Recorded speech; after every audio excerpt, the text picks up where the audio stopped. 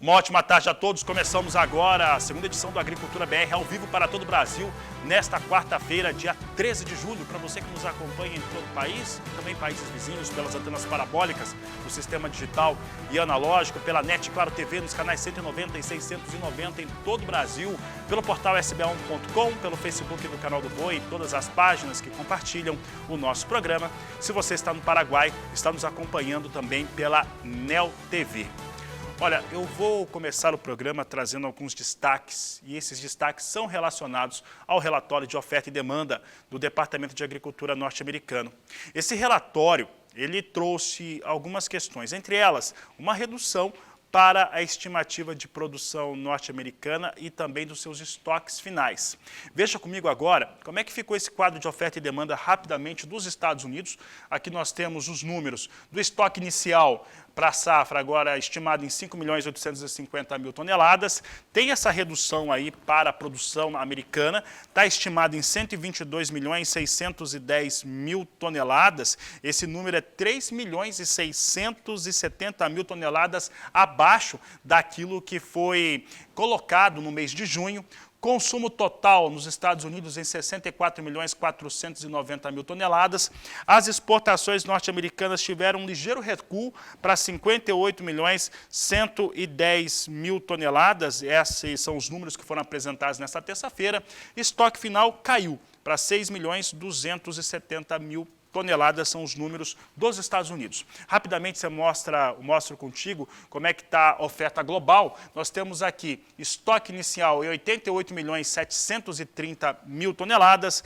A produção mundial, ela recua 4 milhões de toneladas para 391.400.000 toneladas.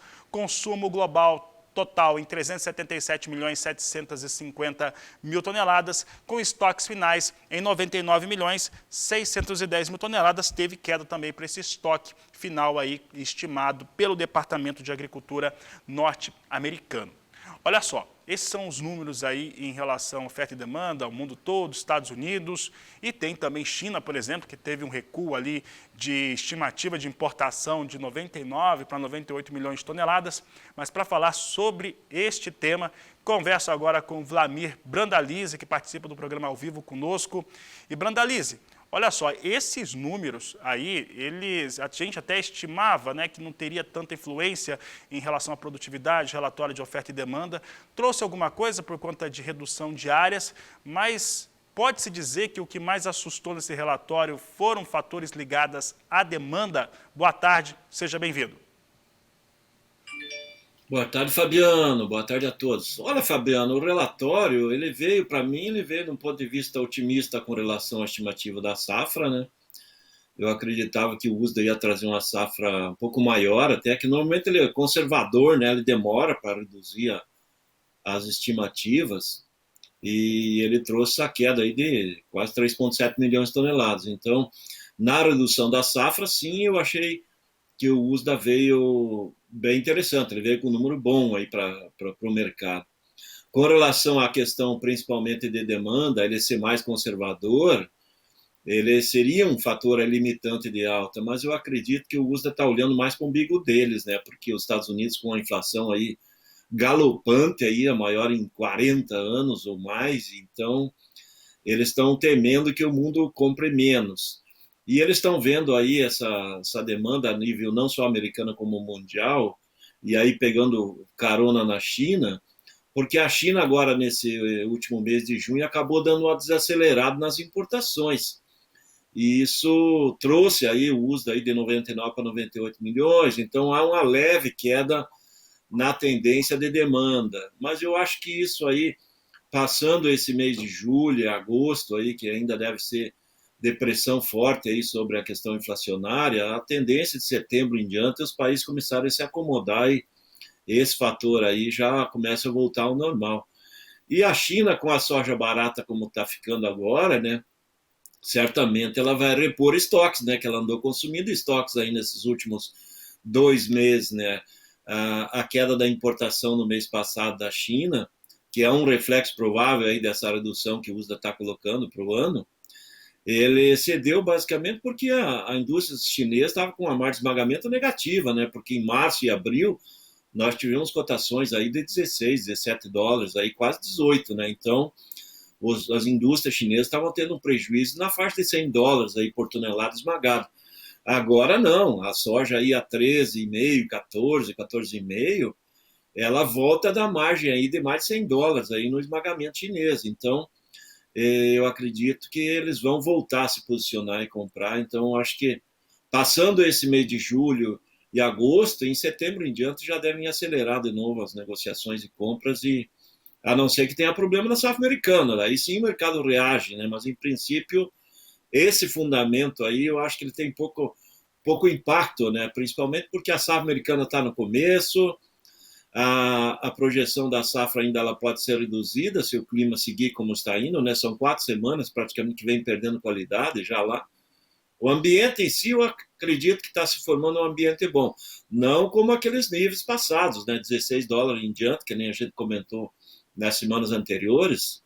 Esses 16 dólares em diante acima, lá em Chicago, hoje estão muito fora do que é o ambiente, né? Se para chegar perto de 16, teria que acontecer alguma coisa muito, muito trágica aí, principalmente na safra americana. Mas por enquanto vamos pensar aí na faixa de 13,5, 14,5 e em algum momento um pouco acima, né? Por isso que esse relatório veio para dentro desse foco aí. Quando abaixo de 13,5, certamente fica muito comprador o mercado e não tem muito espaço para ir lá nos 13 e furar para baixo, não. Daí não tem vendedor, né? Daí o mercado fica só de comprador, né, Fabiano? Certo, Brandalize. Brandalize, em relação a... Vou fazer duas perguntas em uma. Esse relatório te surpreendeu? E a segunda questão, como é que esse cenário que você desenhou agora, que pode trazer essa acomodação, né, dos fundamentos do mercado, como é que ele impacta aqui o produtor brasileiro? Olha, a única surpresa para mim com relação ao relatório foi a redução maior do que eu esperava na safra americana. Com relação à safra mundial, já era esperado uma redução. Eu acho que o relatório ainda veio com um número muito positivo, muito otimista para a Argentina, com 51 milhões de toneladas na nova safra da Argentina, né? A Argentina vem sofrendo muito aí com a pandemia, crise interna, disparada do dólar, falta de diesel, falta de fertilizantes, falta de químicos. É muito difícil da Argentina avançar muito na safra que vem pela frente. Aqui no Brasil, acho que o relatório vem meio dentro da lógica, sim, projetado em 149 milhões de toneladas, a nova safra, então aí está dentro. Com relação aqui no mercado nacional, eu acho que o quadro agora ele é um quadro do mercado tentar agora buscar uma acomodação. Ele está com mais dificuldade de se aproximar dos R$ 200 no Porto, né? Ele até trabalhou a R$ 200 no Porto aí nos dias anteriores, agora já está um pouco mais distante, aí na faixa 193, 195. E para o produtor, que ainda hoje tem aí, vamos dizer assim, perto de umas 40 milhões de toneladas, talvez 41 milhões de toneladas ainda para negociar, é muita soja. E aquele que vai deixar, não, vou deixar para vender outubro, novembro, é período de colheita americana, se não tiver nenhum problema por lá, é um momento que não é interessante as cotações. Ele se torna interessante só se tiver quebra de safra americana efetivamente. Então, o produtor, a dica é, quando tiver picos de cotações, que né, aí teve na semana, aí, não, na segunda, terça, níveis batendo novamente R$ 200 aí para setembro. Quando chegar nesses, todas as posições de portos, né, no caso, soja no porto, nesses patamares, o produtor tem que ir aproveitando para fazer médias, né, porque não dá para esperar aí que o mercado vai dar uma disparada e ele vai vender a 210 no porto aí, como já teve. Eu acho que esse número está muito longe de ser atingido, e para ele atingir esse nível teria que ter uma disparada de dólar. Só que uma disparada de dólar eu também não gostaria que acontecesse, porque ao mesmo tempo ela causa uma disparada das cotações dos insumos aí que vai se dar na boca da safra, né? Nós estamos aí há 2 meses do início do plantio, e agora seria mais interessante dólar barato e Chicago em alta, né? Mas o que a gente está vendo é a soja barata em Chicago e o dólar aí também, ele está perdendo um pouco de força, não consegue avançar mais que os 5,30, 5,40, ele não foi lá perto de 5,50 e não consegue evoluir. e ele vem flutuando aí. Nós estamos agora no mercado mais de serrote, né? Um dia sobe um pouco, um dia cai um pouco, é isso que está fluindo no dólar, e Chicago agora tentando juntar os pedaços, né? Ontem foi uma queda muito forte. Tá certo, Brandalize. Brandalize, em relação às questões gerais desse relatório, esse relatório trouxe uma estimativa de produção bem mais baixa para a soja dos Estados Unidos, elevou um pouco a do milho. Nas linhas gerais, como que você classifica os números apresentados nesta terça-feira? Olha, eu acho que o relatório em si foi a cara do USDA, né, Fabiano? O USDA é um órgão conservador.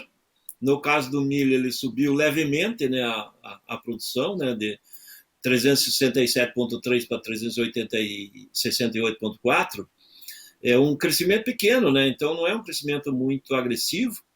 E no caso da soja foi um pouco mais ousado, né? Ele reduziu um pouco mais. Mas então, na média, foi estilo USDA. O USDA é um órgão conservador, mas o que o relatório deixa para a gente é que ele dá sinais de que o USDA está começando a ajustar as projeções da soja, principalmente, para baixo.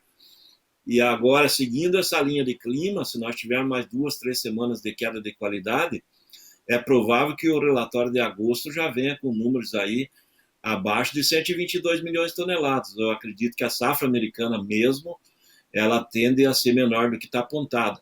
No caso do milho também, a situação ainda do milho é de perda de qualidade e provavelmente essa safra aí está mais para 360 do que os 368,4 aí que o USDA está apontando, justamente porque o clima deles não está favorável nessa semana, e a semana que vem ainda tem, para piorar a situação deles, o aumento da temperatura, né? Essa semana as temperaturas médias estão dentro do normal para as lavouras, mas a semana que vem já vai ter temperaturas aí na casa dos 35 graus, em plena fase de florescimento de milho e soja. Isso não é nada bom para as lavouras, viu, Fabiano? Então, o produtor americano está preocupado lá.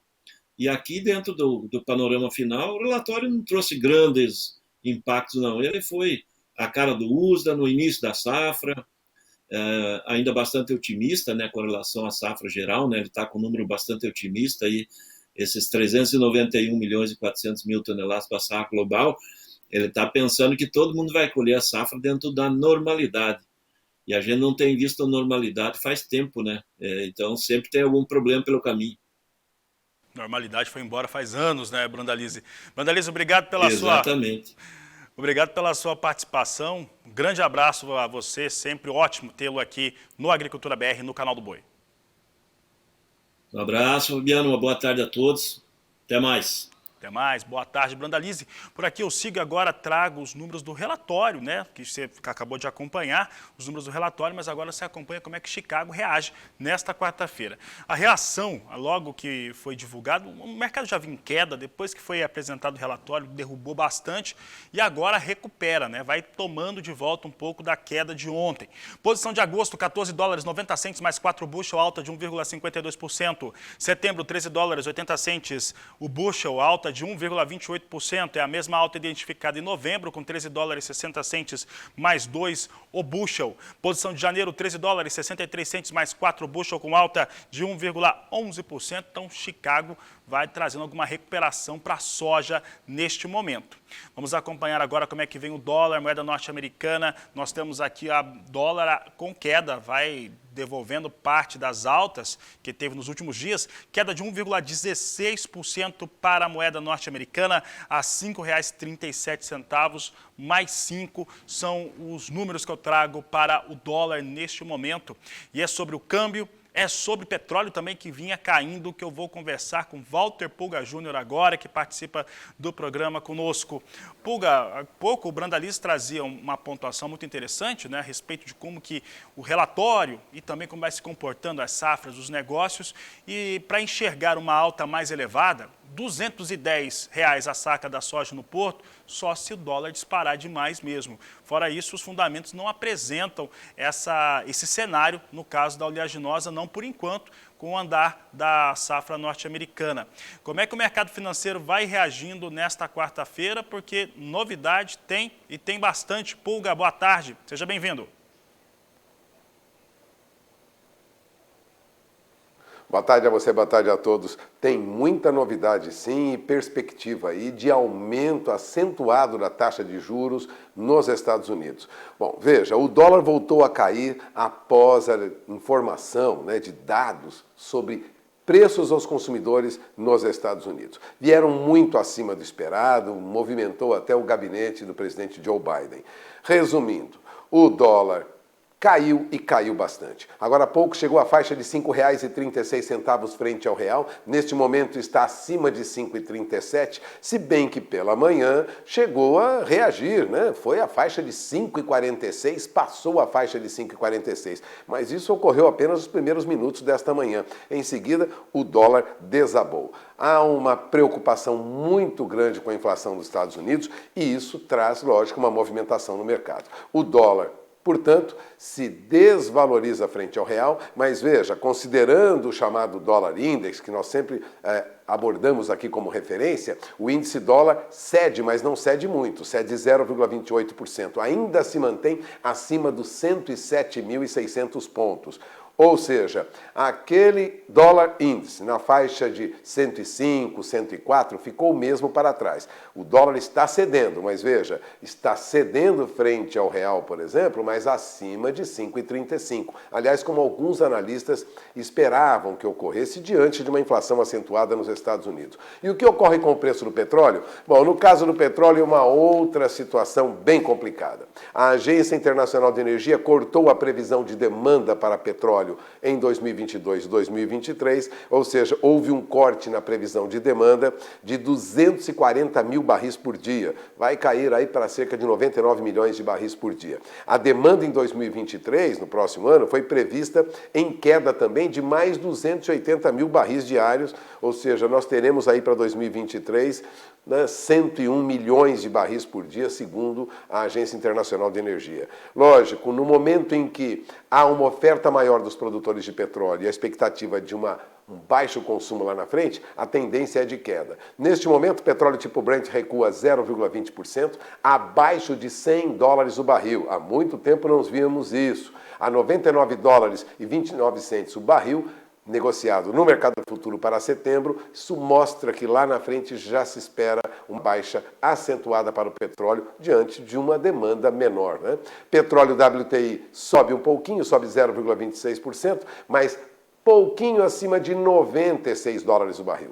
Vamos lembrar, até há poucos dias nós tínhamos petróleo bem acima de 105, 106, 110 dólares o barril. Agora está cedendo bastante. A previsão é de queda. Agora, o que preocupa muito é a inflação nos Estados Unidos. A inflação, ou seja, o preço ao consumidor americano subiu em 12 meses 9,1%.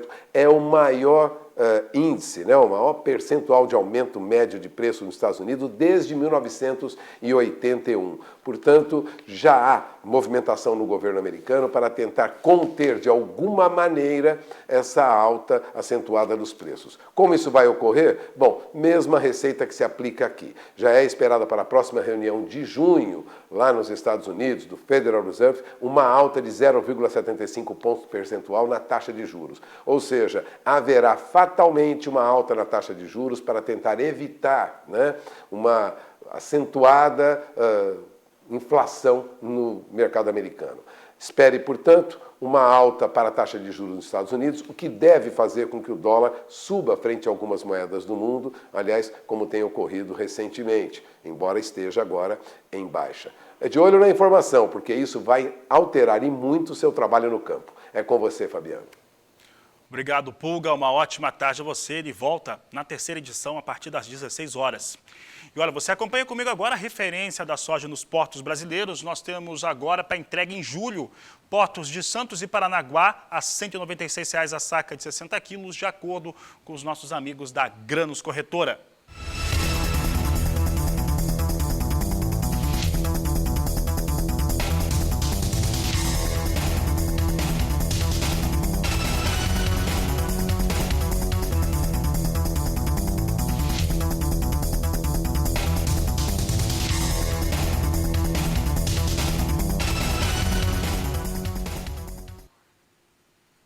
Olha, se tem um cara aqui no canal do Boi que quando ele participa dos programas é porque vem notícia boa, é o Adriano Faleiros. E ele tem participação hoje aqui no Agricultura BR. Boa tarde, Adriano.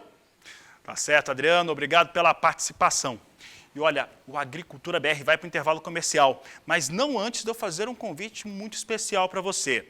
Na noite de hoje, você vai ter pelo Agrocanal uma grande oferta de vendas do Shopping 7 Estrelas a partir das 21 horas. Oferta de touros e novilha Nelore PO, de um dos maiores patrimônios da genética da pecuária nacional. E olha, é fácil para você acompanhar. Presta atenção, na NET e Claro TV, você acompanha a nossa programação pelo canal 122. Na Sky 122 também é o canal aqui do Agrocanal. E se você estiver acompanhando pela Oi TV, canal 143 e, claro, pelas antenas parabólicas também no sistema digital e HD. Vou para o intervalo comercial, daqui a pouco eu falo do mercado de milho e também previsão de tempo no Agricultura BR. Eu volto já. E o Agricultura BR destaca agora que as atividades no campo para a colheita do milho atingiram 41% para o trabalho feito em segunda safra. O clima mais quente e seco tem conseguido facilitar a atividade. E é por isso que eu vou conversar com a Julia Marques para saber como é que fica a previsão do tempo. Boa tarde, Julian. Olá, boa tarde a todos. Favorecida pelos dias quentes e secos, a colheita do milho segunda safra acelera no Brasil. Nas áreas do centro-sul do país, por exemplo, a colheita já atinge quase 41% da área cultivada. E claro, com as colheitadeiras em campo, impulsionam ainda mais os trabalhos em campo. Inclusive, sem chuva nos próximos dias por lá. Já em Mato Grosso do Sul, a previsão é de pancadas bem isoladas de chuva. Ventos fortes são previstos para o estado na quinta e a chuva aumenta no próximo sábado. Enquanto isso, Goiás e Distrito Federal ficam aí com tempo firme e muito ensolarado. No sul, amanhã o dia começa com geada na maior parte do Rio Grande do Sul, desde o sul e fronteira oeste até o norte da serra do estado. Isso devido à entrada da massa de ar polar. Mesmo assim, volta a chover no final do dia, devido à aproximação de instabilidades associadas a uma baixa pressão atmosférica. E atenção à noite de hoje e à madrugada de amanhã, pois tem risco de granizo desde o oeste de Santa Catarina até o centro gaúcho. Aliás, a chuva forte será o grande destaque dos próximos dias. Alto risco de temporais no interior dos estados, começando por hoje e ganhando mais força ao longo de sábado e na sexta e no sábado. No sudeste, a frente fria, mesmo afastada da costa, gera aumento de nebulosidade e chuviscos no sul e leste paulista. Há também uma boa queda na temperatura durante a tarde de hoje pelo estado de São Paulo, com máximas na capital de 19 graus. E olha, como a região tem tido um tempo firme no interior paulista, a produção de algodão tem sido beneficiada, como é o caso da cidade de Jales. A mesma coisa é no sul de Minas, nada de chuva nas próximas semanas e, claro, dias assim aceleram a colheita. Quanto à temperatura, deve declinar na região no começo da semana que vem, mas sem risco para geadas. No Nordeste, o destaque é o enfraquecimento da chuva na faixa leste da região, com volumes entre 20 e 40. Agora, olha só onde tem chuva: Natal, Fortaleza e Salvador. Natal e Salvador tem 8 milímetros de chuva, Fortaleza com 6 e, apesar de chover, tem a presença do sol. Agora, Teresina, nada de chuva, não tem expectativa. Nas áreas do Cealba, como a umidade em solo está alta, mesmo com a diminuição da chuva, as lavouras de feijão e milho terceira safra têm bom desenvolvimento nos próximos dias. Já na região norte, chuva no norte do Amazonas e Roraima, com acumulados em torno de 50 milímetros. Mesmo assim, o nível do Rio Negro diminui nos próximos dias, lembrando que entramos no período de vazante no final de junho. Esses foram os destaques de quarta. É com você. Obrigado, Julian. Uma boa tarde a você. Por aqui, eu trago em destaque uma propriedade rural no interior do estado do Mato Grosso que tem desenvolvido novas cultivares de sorgo, de milho e de milheto desenvolvidos pela Embrapa. A reportagem é de Valdir Pacheco. A Embrapa Milho e Sorgo de Sete Lagoas, Minas Gerais, firmou uma parceria de cooperação técnica com o sítio Santa Fé do produtor rural Rubens Calef, localizada na estrada Selene, em Sinop, no norte de Mato Grosso, para execução de pesquisas e transferência de tecnologia. O sítio passa a ser uma URT, Unidade de Referência Tecnológica da Embrapa na região. O objetivo dessa pesquisa de melhoramento genético é identificar as cultivares de milho e sorgo adaptados para esta região norte de Mato Grosso. A pesquisa vem sendo desenvolvida pelo pesquisador da Embrapa, Dr. Flávio Tardim, e sua equipe. E fizemos essa parceria onde é possível desenvolver no seu sítio pesquisas, de seleção de cultivares, de milho, de sorgo, de milheto e validação de bioinsumos. Esse ano nós estamos com ensaio de melhoramento, nessa safrinha 2022, ensaio de melhoramento de milho, avaliando quase 3.000 híbridos de milho, cultivares de sorgo granífero, e temos um ensaio também de estirpes de azospirilo sendo selecionadas e desenvolvidas pela Embrapa, para identificação daqueles com maior eficiência de absorção, fixação biológica de nitrogênio em gramíneas. E voltando, essa parceria com o produtor, a gente consegue validar pesquisa na realidade do produtor, usando o sistema de produção do produtor e aí chegando então ao produto final a ser utilizado por ele no sistema, o manejo feito pelo produtor. Essa parceria facilita o produtor acompanhando, ajuda a nossa pesquisa e depois, selecionados os melhores tratamentos, os melhores cultivares, os melhores produtos, é possível a realização não só de pesquisa, mas dias de campos, trazer os produtores vizinhos. É uma unidade de referência tecnológica, mostrar pesquisa e depois apresentar os melhores resultados, e a validação de sistemas para a região do Mato Grosso. Aqui, Pacheco, dando um exemplo, nós estamos com um experimento grande de melhoramento de milho, avaliando muitos cultivares em diferentes etapas do programa de melhoramento. Tem o que a gente chama de híbridos de primeiro ano, é um grande grupo para o nosso telespectador entender. A Embrapa desenvolve anualmente milhares de novos cultivares, através de cruzamento, e esses cultivares vão para ensaios de primeiro ano, onde é selecionado os melhores, como se fosse uma maratona. Nós estamos avaliando 2.000 híbridos, onde desses 2.000 híbridos, 200 vão ser candidatos a serem testados em mais locais e nos próximos anos. Desses 200, a gente vai selecionar 20 finais para compor os ensaios elite, os ensaios finalísticos, de onde a gente quer selecionar 2, 3 cultivares que vão virar variedades comerciais, híbridos ou variedades comerciais.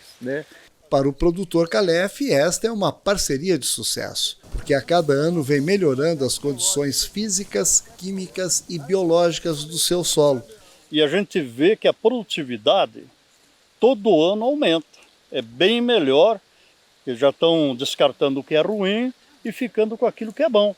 Graças à melhoria, porque eles estão investindo em um produto que tem ali que é biológico, e ele faz a planta enraizar mais, desenvolver mais. Basta ver a palhada que tem aqui atrás, Se tu olhar o milho, a palhada que tem, tudo isso contribui para a melhoria do solo.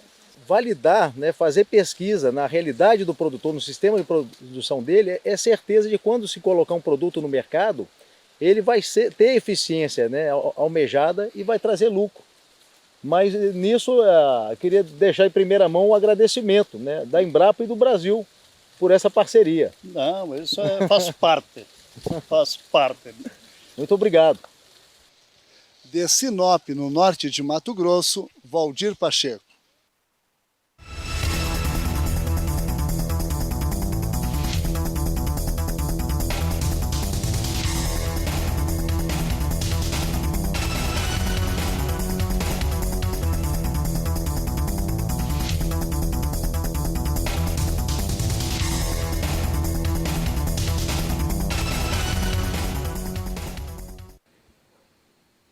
E essa edição do Agricultura BR fica por aqui. Voltamos logo mais a partir das 16 horas no horário de Brasília. Você continua aqui no canal do Boi, porque na sequência vem aí De Olho na Fazenda. Boa tarde a você e até mais!